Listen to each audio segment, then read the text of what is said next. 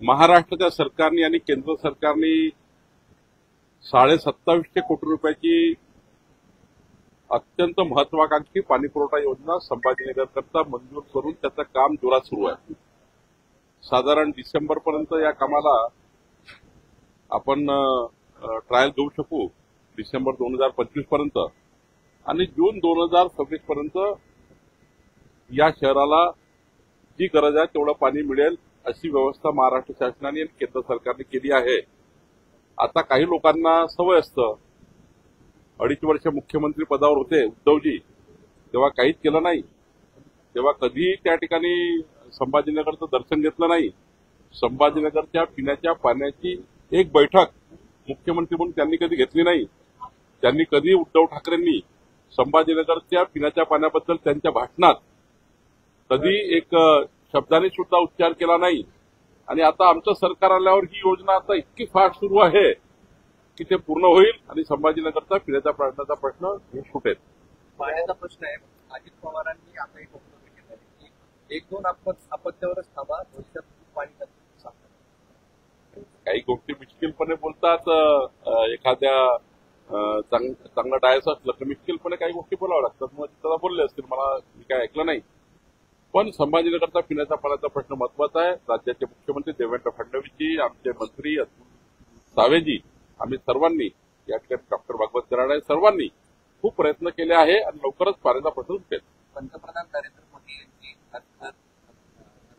जल योजना ही यवतमाळच्या एका गावामध्ये होती, मात्र त्याला पाणी नाही म्हणून एक 12 वर्षाच्या मुलीचा नदी पुरून मृत्यू झालाय. पाणी योजना आहे परंतु त्याला पाणी नाही अशा प्रकारची. मधल्या काळामध्ये उद्धव ठाकरे सरकार असताना 2.5 वर्ष मोदीजींनी दिलेल्या सर्व योजना बंद पडल्या. मग आमचं सरकार आलं, आम्ही त्या सुरू करण्याचा प्रयत्न केला.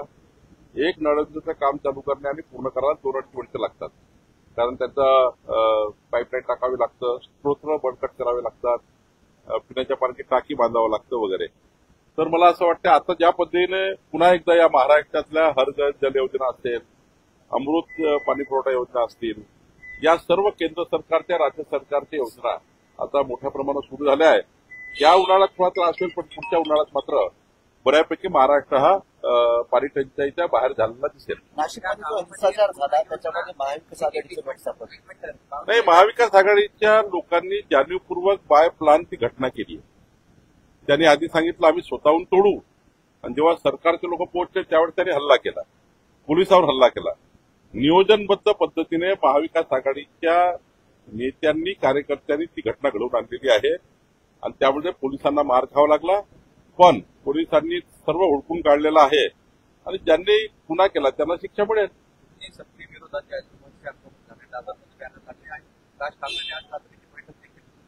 नाही, असं आहे की 2 गोष्टी आहेत. मराठी आपली भाषा आहे, मातृभाषा आहे. ती देशामध्ये आपल्या मातृभाषेचं माननीय प्रधानमंत्री मोदीजींनी मराठी भाषेला अभिजात दर्जा दिला. आता मराठी भाषा आपली भाषा आहे आणि प्रत्येकाच्या तोंडातनं मराठी आपण बोलतो आणि मराठीलाच प्राधान्य महाराष्ट्रामध्ये आहे. पण हिंदी राष्ट्रभाषा आहे. हिंदी राष्ट्रभाषा असल्यामुळं हिंदी सुद्धा लोकांना आली पाहिजे. मराठी तर आपली प्रायोरिटी असलीच पाहिजे, ती आमची सर्वांची प्रायोरिटी आहे, कारण ती आपली मातृभाषा आहे. पण हिंदी सुद्धा राष्ट्रभाषा ती विद्यार्थ्यापासून पुढच्या येणाऱ्या पिढीला आली पाहिजे. याकरता जी काही नवीन शिक्षण नीती आहे त्यामध्ये आलेला अंतर्भाव अत्यंत महत्वाचा आहे. आणखी एक घटना समोर आली, एका महिला सस्पेंड महाराष्ट्रामध्ये. बीडमध्ये ज्या घटना घडतात त्या जरा गंभीरच आहे. तिथला माननीय मुख्यमंत्री यावर फार सिरियस विचार करतायत. पण बीडमध्ये एकदा चांगल्या पद्धतीचं त्या ठिकाणी जेवढं त्या ठिकाणी आम्ही काम करू नये, ज्या पद्धतीची गुन्हेगारी आहे, आता ही गुन्हेगारी जी आहे ती आम्ही पकडतोय आणि जो गुन्हा होतोय त्याला आम्ही अंतिम शासन देण्याकरता ज्या काही गोष्टी कराव्या लागतात. आतापर्यंत काय होतं की गुन्हे करायचे पळून जायचे, आता पकडलं जात आहे आणि पकडून त्या गुन्हेगाराला अंतिम शासन होतपर्यंत काम करतायत. उज्ज्वल निकम सारखे वकील त्या ठिकाणी आता सिरियसली गुन्ह्यामध्ये गुन्हे हाताळतायत. त्यामुळे आता वचन बसेल, पण निश्चितपणे अजून त्या ठिकाणी बीडमध्ये काम करण्याची गरज आहे. निलम गोऱ्हे यांनी मोठं विधान केलं, मुंबई आणि ठाण्याबाहेर युती होणे शक्य नाही. आपापला पक्ष वाढवा लागतो. शेवटी निलमताई गोऱ्हे असतील, एकनाथराव शिंदे असतील, आम्ही असू, अजित पवार जे असू, त्यांना आपला पक्ष वाढवायचा ही प्रायोरिटी आहे.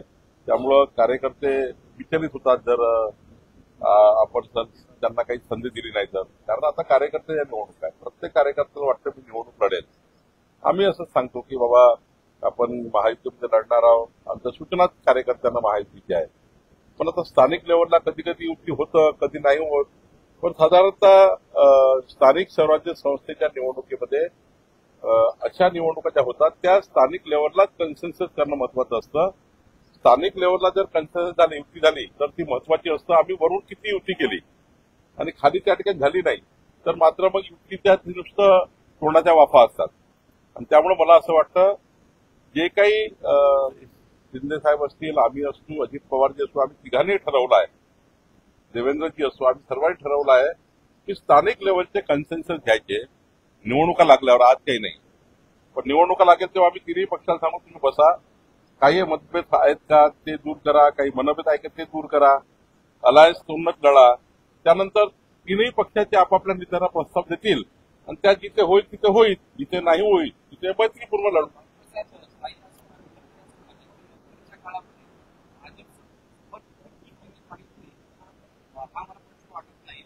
मला असं वाटतं की अवघड आहे. खरं आहे की त्यांचं म्हणणं काही चूक नाही आहे.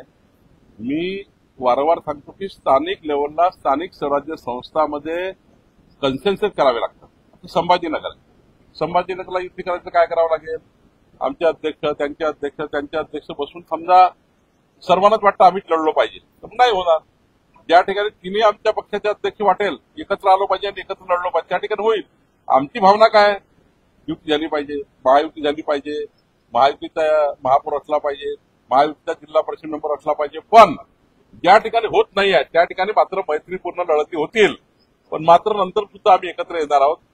त्यात काही महायुती पुढचे 15 वर्ष महाराष्ट्रामध्ये प्रचंड मजबूतीने सरकार आणणार आहे. आमची महायुती प्रचंड मजबूत आहे, फेविकॉलचा जोड आहे.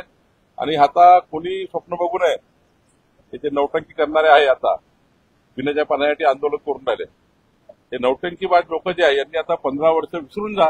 महाराष्ट्रामध्ये देवेंद्रजी, एकनाथजी, अजित पवार आणि आमची 11 पक्षाची महायुती आहे ती अधिक मजबूत होणार आहे. पुढच्या काळात अधिक मजबूत होणार आहे, आतापेक्षाही मजबूत होणार आहे.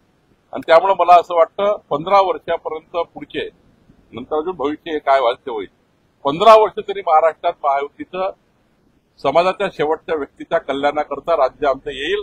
आणि आम्ही जे जे काही संकल्प जनतेला दिलाय निवडणुकीच्या काळात, जो काही जाहीरनामा दिलाय तो आम्ही पूर्ण करून पुन्हा एकदा आम्ही जनतेचं मत जिंकू, जनतेचा विश्वास जिंकू.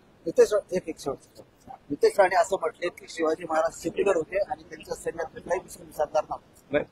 खरं आहे की नितेश राणेचं काही मत आहे, अजितदादाचं काही मत आहे, आमचे सर्वांचे मत आहे, पण इतिहास महत्वाचा. छत्रपती शिवरायांच्या संपूर्ण इतिहास जर आपण विचारात घेतला, छत्रपती शिवरायांच्या इतिहासामध्ये खऱ्या अर्थाने सर्व धर्माच्या, सर्व समाजाच्या 18 प्रगत जाती, 12 बलुतेदार सैन्यांनी, मावळ्यांनी त्या ठिकाणी छत्रपती शिवाजी महाराजांचं हिंदवी स्वराज्याचं स्थापना आणि हे राज्य या ठिकाणी चालवण्याकरता छत्रपती शिवाजी महाराजांच्याला साथ दिली आहे. त्यामुळं इतिहास हा आपल्या समोर आहे. तुम्ही इतिहास वाचलाय, सर्वांनी इतिहास वाचलाय, आपण लहानपणापासून इतिहास वाचतो आहे. त्यामुळे यावर किंतु परंतु जंतू आता कुणीही करू नये. आपला इतिहास साक्षी आहे, इतिहासावर आपण त्या ठिकाणी स्टँड राहिलं पाहिजे. इतिहास आपल्याला माहिती असल्यामुळं त्यावर वारंवार शब्दरचना करून, वारंवार टिप्पण्या करून काही योग्य नाही. कोणी आता मात्र छत्रपती शिवाजी महाराजांच्या विषयावर ज्यांना अभ्यास आहे त्यांनीच बोलावं, ज्यांना अभ्यास नाही त्यांनी बोलू नये. नितेश राणेंनी बऱ्यापैकी छत्रपती शिवाजी महाराजांचा इतिहासाचा अभ्यास केला आहे, ते बोलतात.